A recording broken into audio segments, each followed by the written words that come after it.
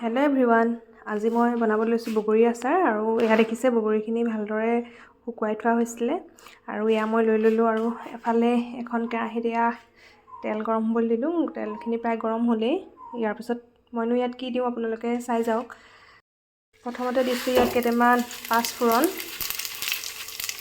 দেখিছে।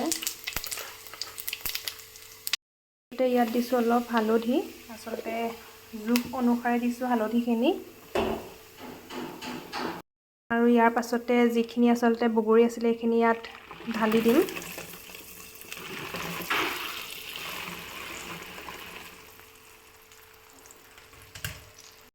আৰু ইয়াতে দিছোঁ অলপ জলকীয়া গুড়ি, যিহেতু মই বগৰী জ্বলা আচাৰ বনাই আছোঁ।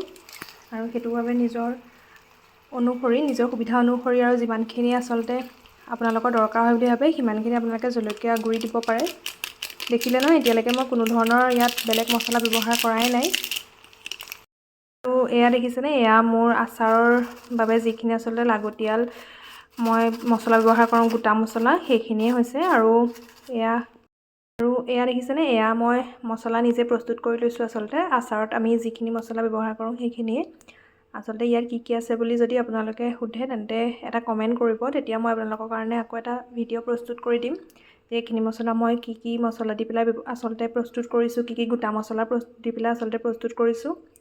আৰু ইয়াৰে আমি এতিয়া প্ৰায় এচামুচমান ইয়াত দি দিম, আৰু এচামুচ লাগিব। আৰু শেষত গোটেইখিনি মিলাই দিলোঁ আৰু ইয়াত জোখমতে নিমখ দিলোঁ। নিমখ দিয়াৰ আচলতে ভিডিঅ'টো মই কৰিবলৈ পাহৰি থাকিলোঁ।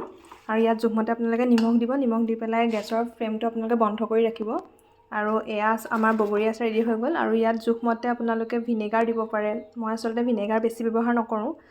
ভিনেগাৰটো স্বাস্থ্যৰ কাৰণে ইমান উপযোগী নহয়, সেইটো কাৰণে ইমান বেছি ব্যৱহাৰ নকৰোঁ। আপোনালোকে যদি ব্যৱহাৰ কৰিব বিচাৰে ব্যৱহাৰ কৰিবও পাৰে, বা নকৰাকৈ থাকিলেও আপোনালোকৰ আচাৰ বহু দিনলৈ ভাল হৈ থাকিব।